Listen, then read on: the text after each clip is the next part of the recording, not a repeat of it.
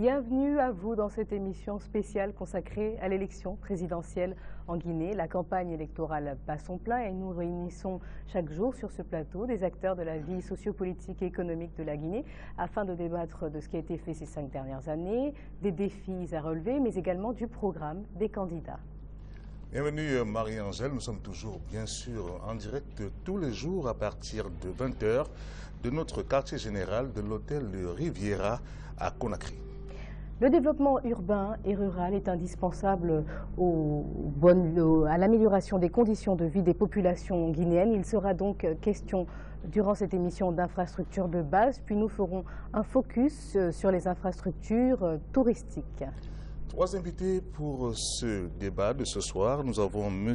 Faya François Bourouno, qui est le porte-parole du candidat Lansana Kouyaté du Parti de l'Espoir pour le développement national. Bienvenue. Bienvenue, merci. Nous avons M. Aliouba, qui est le directeur de campagne du bloc libéral, qui va présenter le candidat Faya Lansana Milimounou. Hein? Faut pas que je me trompe, Milimounou. Tout à fait. Bienvenue. Merci beaucoup et bonsoir à tous vos téléspectateurs. Merci. Et juste en face de vous, nous avons M. Amara Somparé, qui est du Rassemblement du peuple de Guinée Arc-en-Ciel, qui présente la candidature du président sortant Alpha Condé. Merci à vous. Merci. Et une adresse pour vos réactions, chers téléspectateurs, guinée2015@africa24tv.com. Le développement des infrastructures économiques était au centre du quinquennat du président Alpha Condé lorsqu'il est arrivé au pouvoir. En 2010, les chantiers concernaient plusieurs secteurs d'activité, l'éducation, la santé, l'urbanisation, l'énergie, avec pour objectif, bien sûr, de sortir la Guinée de l'impasse économique et assurer le développement du pays. On regarde ce reportage de Idelette Mirabel Bissou. Le développement des infrastructures, une priorité pour l'émergence économique en Guinée. Depuis 2010, le pays est lancé dans la mise en œuvre des programmes de développement. Les infrastructures hôtelières, industrielles et routières ont vu le jour dans le pays. Un accent a aussi été mis dans le secteur de l'éducation.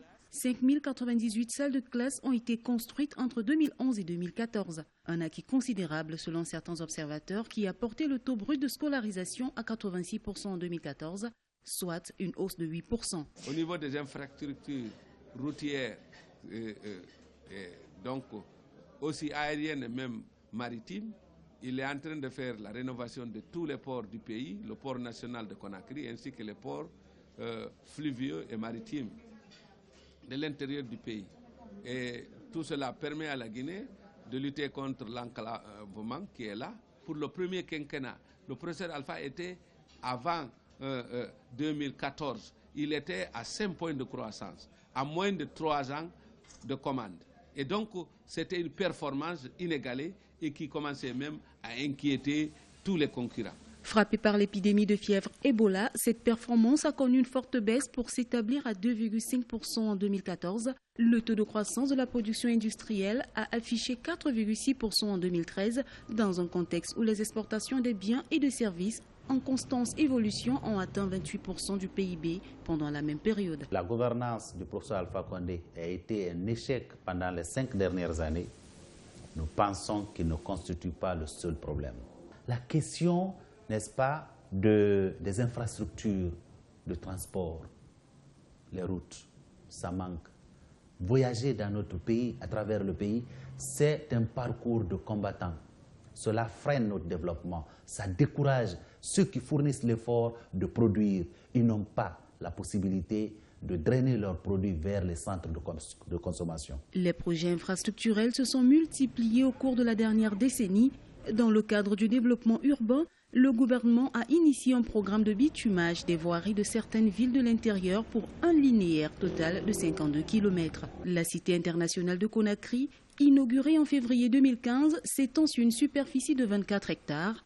Elle est composée de villas industrielles et des appartements de haut standing. Dans le secteur de l'énergie, la toute dernière inauguration est le barrage hydroélectrique de Caleta, estimé à plus de 440 millions de dollars. L'infrastructure a une puissance de 240 mégawatts. Pour répondre aux besoins pressants de la capitale, Conakry, et du réseau interconnecté, oui à l'énergie pour tous, pilier incontournable du développement économique et social, oui à la Guinée industrialisée et émergente.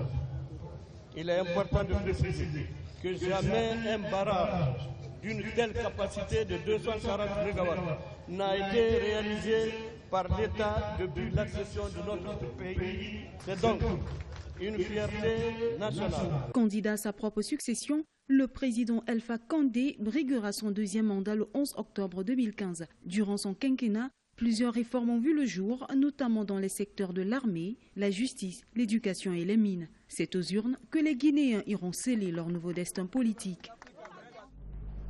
Monsieur Somparé, alors on a entendu le candidat Milimono déclarer qu'effectivement le bilan était un échec du président Alpha Condé. Tout de même, il y a eu un certain nombre de programmes, d'accords, de partenariats signés. J'en citais un contrat d'assistance technique de plus de 4 millions d'euros financé par le Fonds européen de développement. Est-ce par exemple une perspective réjouissante pour vous? Est-ce que par exemple vous avez une idée du nombre, puisqu'on parlait de routes aussi, du nombre de kilomètres de routes qui ont été construites depuis l'accession du président Alpha Condé au pouvoir? En fait, j'ai une statistique très intéressante pour vous, c'est que de 1958 à 1984, la Guinée a construit en moyenne 55 km de route. Sous le deuxième régime, de 1984 à 2010, en moyenne 45 km. Depuis l'accession du président de la République, nous avons réalisé près de 135 km de route en moyenne par an. Donc cela dénote de manière très flagrante l'accroissement qu'il y a eu dans la réalisation des infrastructures routières. Vous avez réalisé environ 400-500 km de route en 4 ans? Nous avons fait plus. Nous avons construit et réhabilité près de 2680 km de route, dont 1363 sont déjà achevés et 1317 sont encore en cours de réalisation. En moins de 5 ans, je dirais, avec tous les troubles sociaux que nous avons pu essuyer pendant ces périodes. Je vais rappeler quelques chiffres, Monsieur Bourouno. La Guinée dispose d'un réseau routier de 43 348 km de route. Alors, selon les chiffres donnés à l'Assemblée nationale par le ministre des Travaux publics en 2014, en ce qui concerne les routes bitumées, il y a 27% qui étaient en bon état, 19% en moyen état et 54% en mauvais état. Et les routes nationales bitumées en Guinée représentent 30% contre 40% dans la sous-région. Ce tableau-là, malgré tout ce que dit monsieur Somparé, le tableau est quand même un peu sombre. C'est d'abord un tableau très sombre et puis aussi les chiffres, je reste très prudent là-dessus. Parce que nous sommes en Guinée, nous sommes à Conakry. Nous avons débattu des thèmes ici sur lesquels on pouvait débattre sur des chiffres et que le citoyen ne comprenne pas assez dedans. Aujourd'hui, le thème sur lequel nous débattons, le citoyen se retrouve, n'est-ce pas, dans cette question de route aujourd'hui dans notre pays. Vous regardez la route nationale, aucune route nationale presque n'est praticable. Pour quitter ici et aller dans la région forestière, vous avez tout un tronçon comme Kissidougou-Guéguédou qui n'est pas réhabilité alors que l'Union européenne s'était engagée à financer. D'ailleurs, à financer ce programme, mais jusqu'à présent, cette route n'est pas réhabilitée. Vous avez une autre voie qui est Mamou, Dabola, Kouroussa qui a été financée déjà, mais jusqu'à présent la réalisation n'est pas au rendez-vous parce que Dabola, Kouroussa n'est pas totalement praticable, n'est même pas praticable, n'est-ce pas? Vous avez aussi l'accès entre la route plutôt Labé, Tougué, Dingera et Sigiring qui a été financé par le Fonds saoudien de développement qui n'a pas été réalisé. Donc aujourd'hui, lorsqu'on nous parle d'un certain nombre de kilomètres réalisés, je reste sur ma faim. Vous restez sur votre faim, mais est-ce que, M. Ba, est-ce qu'on peut réhabiliter toutes les routes en Guinée en même temps? Non, ce n'est pas faisable qu'on le fasse en même temps.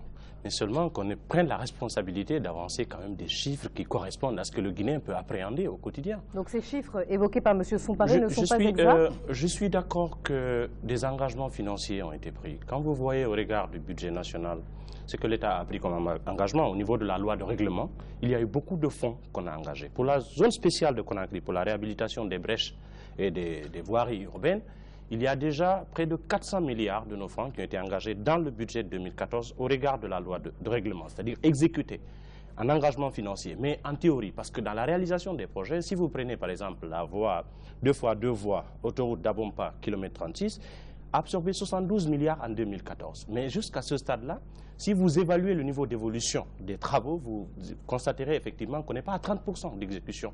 Donc c'est très bien d'annoncer qu'on a fait des grandes réalisations en termes de kilométrage, c'est que M. Somparé le dit, mais le citoyen ne peut pas l'appréhender. Donc l'État s'engage. Où vont ces fonds? C'est justement à cette question qu'il faut répondre. Parce que finalement, on s'engage au regard du budget, parce que c'est une planification, mais on constate effectivement qu'il n'y a pas d'exécution dans les travaux. Donc on ne peut pas, en un mandat, c'est évident que pour la superficie de la Guinée et le besoin, il ne peut pas être complètement satisfait. Mais si on évalue ce qu'ils sont parvenus à faire, au regard des attentes des Guinéens et des possibilités financières, vous constaterez effectivement qu'il y a moins de 30% des engagements pris qui sont respectés. Monsieur Somparé, oui, je ne peux pas partager ce qui vient d'être dit. J'en veux pour exemple un seul tronçon, Bofa-Koualaboui, qui a été complètement réhabilité lors de l'organisation du 54e anniversaire de l'indépendance à Boké. 96 km de route en bébé, complètement achevée et très bien praticable. Les routes Mamou-Farana sont complètement achevées et livrées. La route dont vous faites mention, Mamou-Dabola, Mamou Dabola a été réhabilité, Dabola Kouroussa est en cours de réhabilitation. En ce qui concerne les voiries, nous avons réhabilité les voiries urbaines de toutes les villes dans lesquelles les anniversaires des indépendances se sont tenus. Boké, une quinzaine de kilomètres, Zérékoré, à peu près du même acabit, Kankan et Sigirim pour cette année et Mamou aussi pour l'année dernière. Je termine. Ce qui est très important à préciser, c'est qu'avant l'arrivée du président de la République, aucune route n'a été financée sur le budget national de développement. Monsieur Kouyaté a été Premier ministre, vous pouvez vérifier à son niveau, aucune route n'a jamais été financée sur le BND. C'est une prouesse extraordinaire que le président de la République a réussi à mobiliser des recettes budgétaires assez suffisantes et conséquentes pour pouvoir financer des projets routiers, Monsieur sans Somparé, appel de fonds extérieurs. J'ai une question d'un téléspectateur que je vais vous lire et peut-être à laquelle vous pourrez répondre, qui nous parle de la situation à Conakry et qui nous explique qu'il fait, Seydou de Conakry, qui nous explique que l'état des routes est tel à Conakry qu'il fait 4 heures, qu'il passe 4 heures dans les embouteillages chaque jour. Alors sa question est de savoir qu'est-ce qui a été réhabilité dans la ville de Conakry. Il y a plusieurs axes routiers qui n'étaient pas bitumés dans la ville de Conakry qui ont été bitumés. Des routes secondaires ont été ouvertes.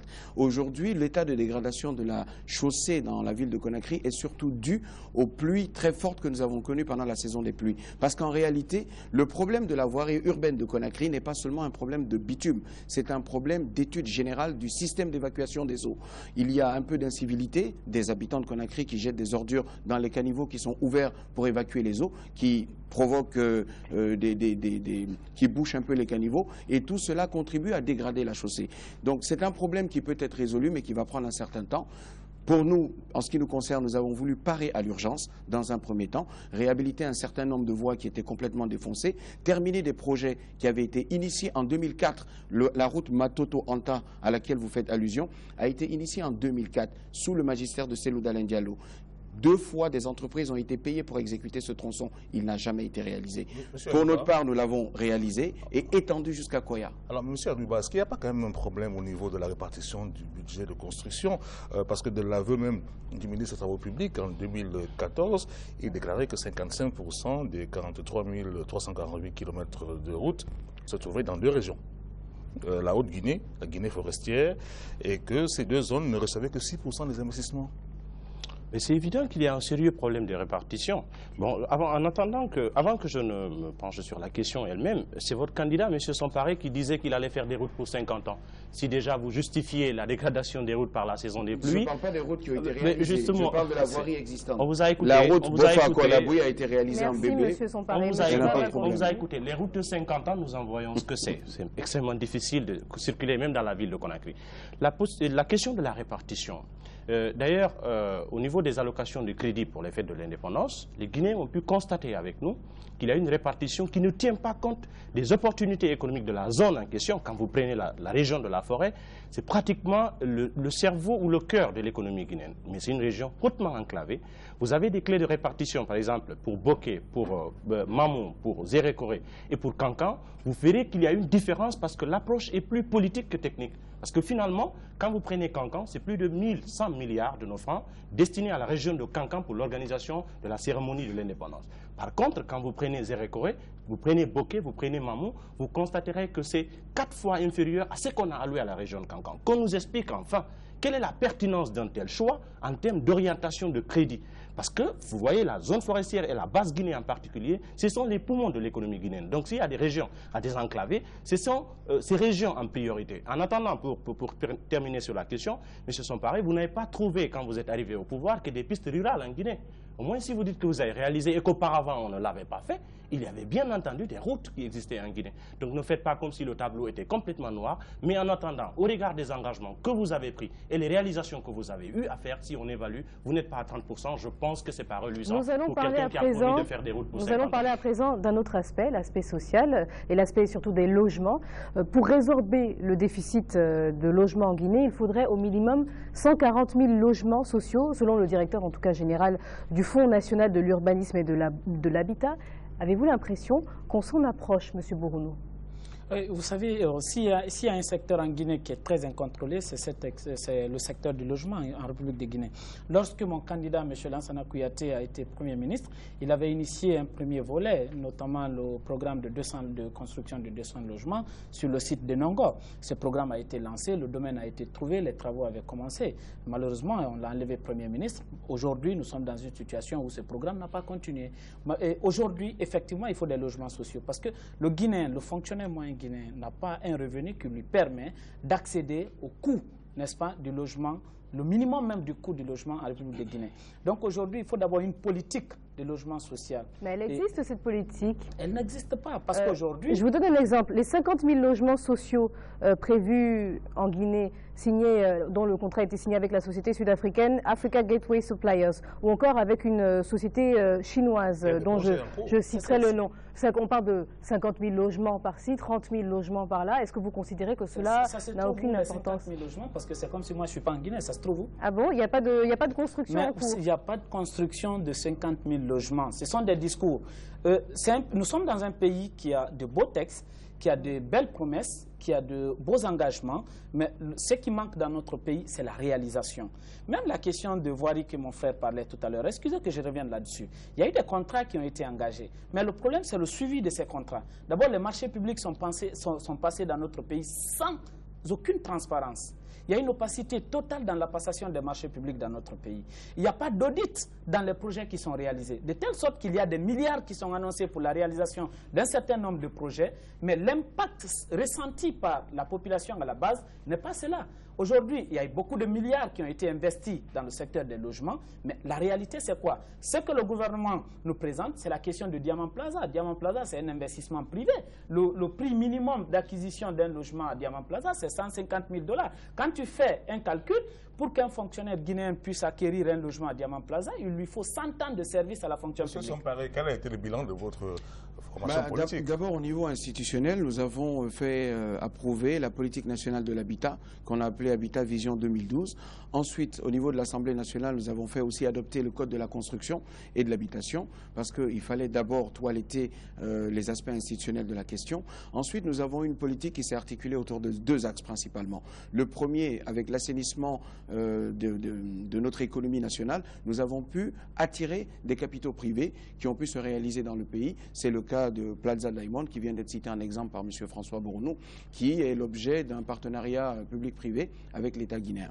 À cela, nous avons aussi engagé de grandes politiques de construction de logements que Madame a bien voulu mentionner. Les contrats ont été signés. C'est vrai que l'opérationnalisation des chantiers n'est pas encore là, mais les contrats sont déjà en place. La Banque de l'Habitat qui était prévue, est-ce qu'elle est en place? La Banque de l'Habitat va se mettre en place. Je ne vous apprendrai rien en vous disant que la survenance de la crise sanitaire Ebola a ralenti et décalé beaucoup d'investissements qui sont toujours dans le pipe, qui vont se faire. Mais en ce qui concerne les perspectives, nous avons deux objectifs principaux. Pour le second mandat, le président s'est fixé un objectif, c'est que chaque ménage guinéen doit avoir un toit. Pour cela, il a été acquis une zone de près de 16 660 hectares à Kassonya, dans la préfecture de Koya, afin de réaliser 40 000 logements sociaux. Nous allons aussi entrer dans une politique avec la SONAPI qui sera restructurée, la Société nationale d'aménagement et de promotion immobilière, une politique de construction de 200 000 logements sociaux. Cela, ce sont les perspectives que nous nous fixons pour les Guinéens au cours de ce second mandat. Alors, M. Ba, le candidat Lansana Milimono, que compte-t-il faire? Parce qu'on entend le candidat Alpha Condé, président sortant, dire que sous son mandat, chaque ménage guinéen aura un toit, sous son prochain mandat. Alors, que dit le vôtre?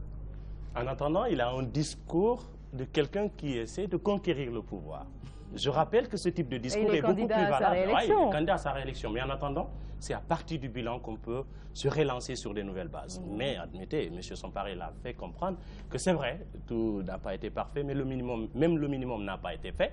Donc je crois que vous avez des chiffres en perspective et les Guinéens vous feront comprendre que ce n'est pas la peine qu'on continue parce que ce qu'on a déjà fait, c'est suffisant. Mais qu'est-ce que vous proposez? Et justement, ce n'est pas à vous de me poser cette question, je l'ai déjà reçue de madame la journaliste et je vais répondre.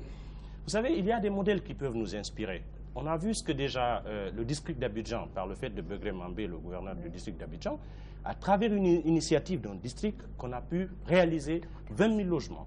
C'est possible qu'à la dimension d'un État qu'on puisse le faire. Il faut de l'organisation. Ce qu'on entend faire dans un premier temps, il faut y avoir une banque de l'habitat, je m'excuse. Une banque de l'habitat servira à accompagner notamment ceux qui ont des faibles revenus à avoir des lignes de crédit pour leur permettre... C'est prévu, c'est prévu, mais ils ne l'ont pas fait. Mais c'est en cours. Mais écoutez, ça a été décalé par Ebola. Ebola, c'est l'accusé parfait. Ebola ne peut pas justifier qu'on ne respire pas en Guinée. Je crois que c'est le raccourci le plus simple et je crois que ça ne fonctionne plus. Soyons réalistes. Oui, c'est vous qui ne l'êtes pas. En attendant, c'est vous qui ne l'êtes pas. Maintenant, ce que je voulais dire, la Banque de l'Habitat peut aider valablement parce que en Guinée, le revenu est très faible. Nous avons l'un des revenus les plus bas du continent, moins de 410 $ par habitant et par an. Ça veut dire qu'il doit y avoir un encadrement bancaire qui peut aider les fonctionnaires et les travailleurs à avoir des possibilités d'accès à des lignes de crédit. Il faut promouvoir les logements sociaux. Diamond Plaza, ce sont des logements de luxe. Le Guinéen ne peut pas s'offrir ce luxe. Si vous évaluez le pourcentage de personnes qui ont un niveau de vie qui peut atteindre la possibilité de Diamond Plaza, vous n'aurez pas 5% de nos compatriotes. Alors, ce qui nous demande de faire une course à l'enrichissement illicite, parce que ceux qui peuvent s'intéresser à Diamond Plaza, et inaugurer en tant que chantier, parce que votre candidat inaugure des chantiers, il n'inaugure pas des réalisations. Donc, il n'y a rien là-bas. Il y a quelque chose, mais en attendant, c'est un chantier. Il n'y a pas de logement. Monsieur Bruno, justement, quel est le plan du candidat Lansana Kouyaté par rapport à la crise du logement en Guinée? Merci. Nous, dans ce cadre, nous comptons associer le secteur privé. Il faut que le secteur privé joue un grand rôle dans le cadre de la réalisation des logements sociaux dans notre pays. Le secteur privé peut améliorer, n'est-ce pas, l'efficacité de l'accessibilité des citoyens au logement dans notre pays. Parce qu'aujourd'hui, si vous regardez le SMIC qui est à 410 000 francs guinéens, 410 000 francs guinéens, ça ne permet pas aux citoyens moyens, n'est-ce pas, un fonctionnaire guinéen, d'acquérir des logements, n'est-ce pas, de haut standing. Donc, il faut extrêmement associer le secteur privé pour accroître, n'est-ce pas, l'offre dans ce secteur-là. Et de l'autre côté, nous comptons jouer effectivement sur la décentralisation. La décentralisation est un facteur très important. Si nous dotons de nos structures déconcentrées, décentralisées, de moyens et de statuts juridiques très importants, ces structures peuvent mobiliser non seulement des ressources et à travers ces ressources, réaliser des projets sociaux, notamment des logements sociaux qui permettront aux fonctionnaires au niveau rural et urbain à l'intérieur du pays d'acquérir d'avoir un accès au logement à moindre coût et puis de façon la plus facile possible. Monsieur Samparay, on va parler également d'école. Le taux d'alphabétisation en Guinée des 15-24 ans est à peu près, en tout cas, était de 37% en 2012. Peut-être a-t-il évolué, peut-être non. La question est de savoir ce que vous avez réalisé en matière de construction d'infrastructures liées à l'éducation depuis l'accession du président Alpha Condé au pouvoir, ce que vous avez eu du mal, ou là où vous avez eu des difficultés à réaliser vos programmes, et qu'est-ce que vous comptez faire s'il est réélu? En fait, ce que nous avons réalisé, parce qu'il faut toujours partir de l'état de la Guinée en 2010, juste un chiffre. De 2001 à 2010, le gouvernement guinéen n'a pu réaliser que 1204 salles de classe environ. En à peine 4 ans, depuis 2010 jusqu'à 2014, nous avons pu construire 5094 salles de classe. Le président de la République a focalisé son action d'abord au niveau du primaire et du secondaire, parce qu'il faut bien commencer quelque part. Tout le secteur était en déliquescence et toutes les interventions étaient prioritaires. Nous avons assuré la distribution de manuels scolaires dans les 8 régions administratives sur tout le territoire national, se totalisant à peu près 7,6 millions de manuels distribués. Les uniformes scolaires ont été subventionnés pour les ménages disposant de revenus très faibles. Et d'ailleurs, des efforts ont été consentis par le président de la République sur les bas salaires. Dès son arrivée au pouvoir, la RTS a été supprimée sur tous les revenus en dessous de 1 million. Et il y a 2 hausses successives de salaires des fonctionnaires à conduit à une hausse de 50% des salaires de la fonction publique. Mais pour en revenir aux infrastructures éducatives, le second axe qui était visé, c'était l'intensification de la formation technique et professionnelle. Parce qu'on s'est rendu compte que dans le cursus général, beaucoup d'échecs scolaires étaient à noter parce que tout le monde n'était pas fait pour la filière générale. C'est ainsi qu'un programme de construction d'écoles régionales des arts et métiers a été initié. Il y en a 6 qui doivent être réalisées. Les 4 premières sont déjà en phase de finalisation. Les contrats sont en approbation chez le bailleur de fonds. Elles seront dans les villes de Bouquet, de Labé, de Zérékoré et de Siguirim pour les 4 premières, et les 2 suivantes, Koya et Dabola. Donc nous allons mettre un accent très fort sur la formation professionnelle, et pour le second mandat, nous allons intensifier les programmes déjà engagés, c'est-à-dire l'initiative présidentielle pour la connexion des écoles. Nous considérons que les écoles doivent avoir accès à Internet et de manière gratuite. Nous allons poursuivre le programme Un étudiant, une tablette, réaliser 3 universités supplémentaires et aussi construire une grande école normale supérieure à l'intérieur du pays. Donc tout cela, ce sont les perspectives. Rapidement, quel est le programme du bloc libéral par rapport justement à l'éducation? Partons du diagnostic actuel. On a un budget, une allocation de 12,9% du budget national consacré à l'éducation, tandis qu'il y a une fourchette sous-régionale qui est aux alentours, qui varie entre 18 et 25%. Et le Sénégal, exceptionnellement, en consacre 35%. Nous pensons que la qualification des ressources humaines doit demeurer le cœur du processus de tout développement, parce que ce sont les hommes qui sont à la base de tout programme de développement. Alors il faudrait à travers, parce que c'est le budget qui est l'expression des priorités d'un État, à travers le rehaussement de ce niveau, exprimer déjà les axes prioritaires. Parce qu'au même moment, ce qu'on constate aujourd'hui, le budget de l'éducation est resté à 12,9%, contraire aux recommandations internationales. Celui de la présidence, au regard de la loi de finances 2015, a augmenté de 44%. Et celui de l'armée également a augmenté. Vous avez aujourd'hui des ressources qui sont maigres, parce que dans le volet recettes, on a 11 000 milliards de francs guinéens, c'est moins de 2 milliards de dollars. Donc ce n'est pas digne d'un pays comme la Guinée avec tout le potentiel. Et toutes les contre-performances économiques sont justifiées par Ebola. Et ce sont là, il faudrait vraiment que vous nous parliez de votre programme, parce qu'on arrive au terme de cette partie. Pour nous, sur le plan infrastructurel. Infrastructurel, ouais. Absolument. Rehausser le budget déjà permettra à accéder, à réaliser de grandes infrastructures au niveau de l'école. L'école, à la base, nous avons dans notre projet présidentiel un programme de rendre l'école obligatoire à partir de 5 ans. Il faudrait avoir une priorité absolue au niveau de ce secteur et surtout avoir la possibilité, rien qu'en ramenant la crédibilité de l'État et des institutions, à souscrire à des financements internationaux, ce qui peut nous permettre substantiellement d'augmenter les ressources dont on a besoin dans le secteur de l'éducation. Monsieur Bournou, pensez-vous pouvoir faire plus que les 5000 salles de classe construites en 5 ans? Les 5000 salles de classe, je reste toujours prudent par rapport aux chiffres, parce que je suis en Guinée, oui. Ce que nous avons fait dans le passé, ce qu'ils ont fait, je pense qu'il y a un très grand écart, parce que dans le passé, il y avait un véritable programme de construction des infrastructures scolaires. Et dans notre programme de société au niveau du PDN, nous avons prévu la mise en place d'un programme national d'infrastructures scolaires. Ce programme permettra non seulement de réduire le niveau d'élèves par salle de classe, parce qu'aujourd'hui, les statistiques, c'est quoi? C'est 90 élèves en moyenne par salle de classe au niveau du primaire, et c'est 150 élèves par classe au niveau du secondaire. Je pense que c'est très largement au-dessus de la moyenne admise au niveau de l'UNESCO, parce que c'est 25 élèves par salle de classe, ce qui est admis. Mais aujourd'hui, nous allons travailler, une fois au pouvoir, à ce que nous revenions vers cette moyenne acceptée internationalement, mais aussi à travers ce programme. Nous avons un système éducatif qu'on peut lier au système de santé. Nous avons des écoles qui n'ont pas de latrines scolaires, et ce programme permettra la réalisation des latrines scolaires dans toutes nos écoles à l'intérieur du pays. L'autre chose, c'est le renforcement des capacités du personnel éducatif. Nous avons des enseignants dans les salles de classe qui n'ont pas le niveau pour donner des cours dans les salles de classe au niveau du primaire, au niveau du secondaire. Vous avez des régions où il y a plus de salles de classe que d'élèves. C'est comme la région forestière à travers le programme de Plan Guinée. Donc il faut un redéploiement de cette politique vers d'autres régions qui sont en besoin. Monsieur Bournou, merci Monsieur Ba et merci Monsieur Somparé pour cette première partie. Oui, vous restez bien sûr sur ce plateau, on va continuer à débattre avec d'autres sujets. Alors nos correspondants et envoyés spéciaux en Guinée sont sur le terrain pour vous rendre compte des derniers développements de l'actualité guinéenne et mettre en lumière les temps forts de la campagne électorale. Retrouvez-nous juste après le JT de campagne.